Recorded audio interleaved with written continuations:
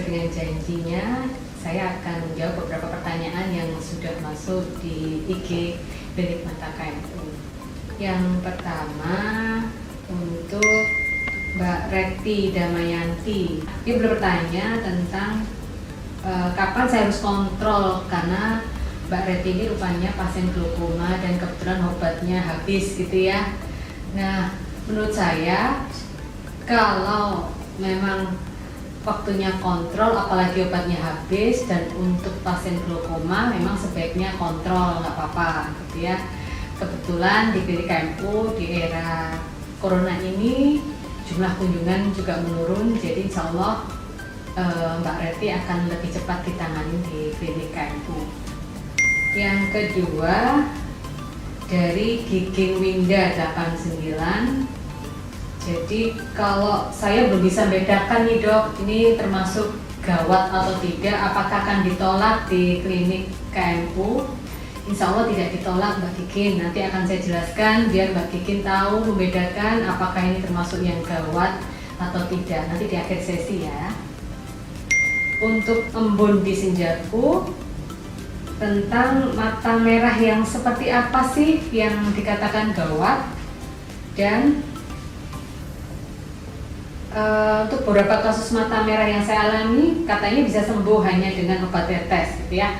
Nah, untuk Mbak Embun atau Mas Embun di senjaku ini, mata merah yang seperti apa yang dikatakan gawat? Sebenarnya sih hampir semua mata merah kita harus curiga bahwa itu gawat, karena seorang dokter mata itu akan memeriksa seorang pasien dengan mata merah itu dengan detil, dengan alat khusus, sehingga biasanya kelihatannya merahnya sama antar satu pasien dengan yang lain, padahal penyebabnya berbeda.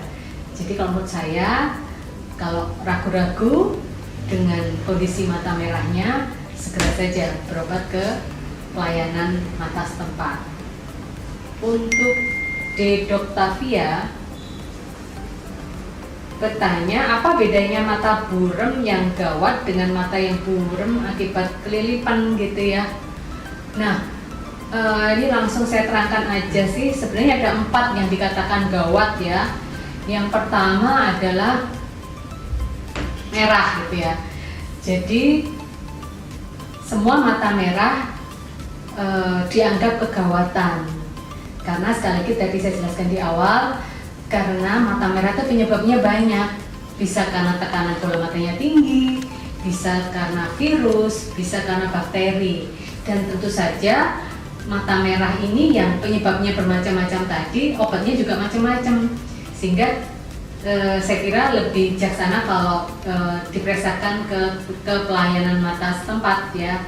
Kalau di mana kita berada dan di sana ada pelayanan mata, silahkan untuk berobat di pelayanan mata setempat. Yang kedua adalah mata kabur mendadak. Nah, kenapa mata kabur mendadak ini dikatakan gawat? Ya karena kemungkinan yang paling ditakutkan adalah gangguan di saraf matanya, gitu ya, atau gangguan di pembuluh darahnya yang butuh penanganan khusus. Sehingga kalau ditunda nanti akan menimbulkan efek yang lebih panjang, misalnya akan jadi kebutaan permanen ya. Yang ketiga nyeri yang hebat gitu ya. Nyeri yang hebat ini konotasinya atau biasanya khawatirnya akan terjadi sesuatu di tekanan bola mata. Tekanan bola mata yang tinggi bisa menyebabkan nyeri yang hebat dan itu harus segera diturunkan. Oleh karena itu kalau ada keluhan nyeri hebat, harus segera ke pelayanan mata setempat atau di Klinik Mata KMU. Dan yang terakhir adalah trauma. Trauma itu matanya terkena sesuatu, misalnya kena pukul, kena benda tajam, semua jenis trauma, bahkan yang sepele ya, kelilipan itu dianggap gawat. Karena kelilipan misalnya binatang atau tanaman, itu bisa menyebabkan infeksi yang lebih lanjut yang kalau tidak diobati dengan tepat bisa mengancam penglihatan seseorang atau bisa menyebabkan kebutaan. Dari Belades bertanya, trauma itu kan masuk gawat ya dok? Nah ini sudah terjawab ya, apakah kelilipan benda tajam seperti serpian kaca juga dianggap gawat ya? Jawabannya iya, termasuk gawat ya. Kemudian Yatma Adil maksimal berapa lama sih kita bisa menunda periksa untuk mata yang nyeri? Nah, kalau nyerinya nyeri hebat yang seperti saya katakan tadi, karena kemungkinan tekanan bola mata yang meningkat, ya harus segera dibawa ke klinik atau rumah sakit yang ada pelayanan matanya. Lalu kalau mata yang terbentur, sama ya jawabannya, apalagi memar dan merah, itu termasuk kegawat darurat di bidang mata. Lukman Hakim bertanya, kalau trauma mata karena jatuh, apa harus segera diperiksa juga? Ya, jawabannya sama. Semua jenis trauma yang sudah saya sebutkan di depan tadi termasuk kegawat darurat dalam bidang mata. Lalu, ini yang lagi ngetren. Apakah virus corona bisa menular melalui mata? Jawabannya iya. Saya baca di jurnal itu dari 30 pasien yang COVID-19-nya positif, 1 yang mengalami mata merah.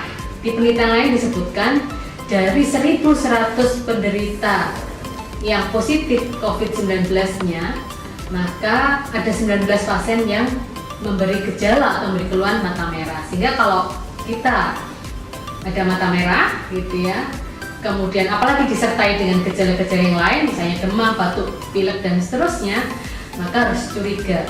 Itu bisa jadi karena kuman atau virus corona. Nah, penularannya sama gitu ya, dari cairan bola mata. Oleh karena itu kenapa pentingnya kita sering mencuci tangan dengan sabun. Lalu Mbak Ija Godijah sudah terjawab kenapa mata merah termasuk kasus yang gawat. Fiona Put juga bertanya tentang apakah nyeri hebat ini rasanya sama seperti terkena benda tajam atau terluka. Beda.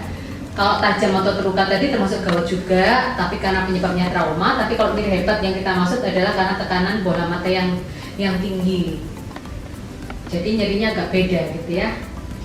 Yang berikutnya, Mabrurotuluyun, idealnya mata merah ini harus segera dibawa ke dokter bila sudah berapa lama ya dok?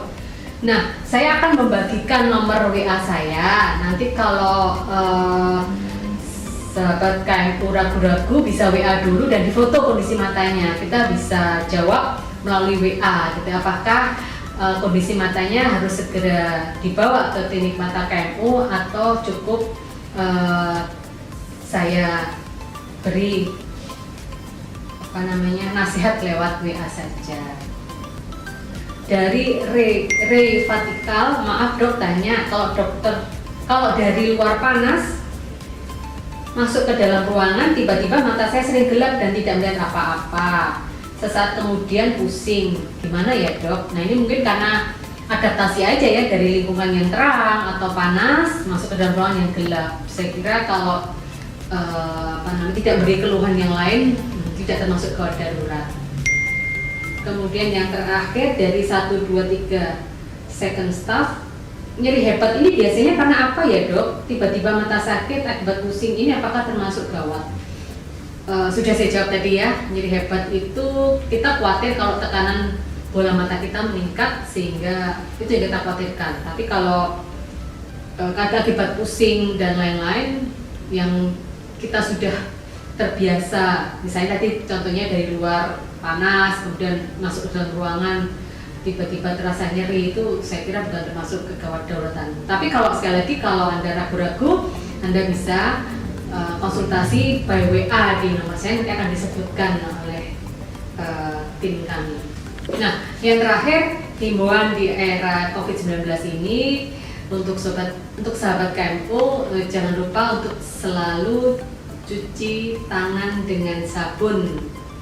Kemudian jangan lupa menggunakan masker, dan jangan lupa sebelum menyentuh area wajah, pastikan bahwa tangan kita sudah tercuci dengan sabun, karena penularan virus corona ini bisa melalui cairan bola mata. Jadi misalnya kita memegang benda atau memegang benda apapun di sekitar kita, sementara benda itu tidak tahu apakah sudah ada virus yang menempel di situ. Kemudian kita mengucek-ucek mata kita, nah kita bisa ketularan. Tapi kalau kita sudah mencuci tangan kita dengan bersih dengan sabun, dipastikan insya Allah tidak akan tertular virus tersebut. Demikian, Assalamualaikum warahmatullahi wabarakatuh.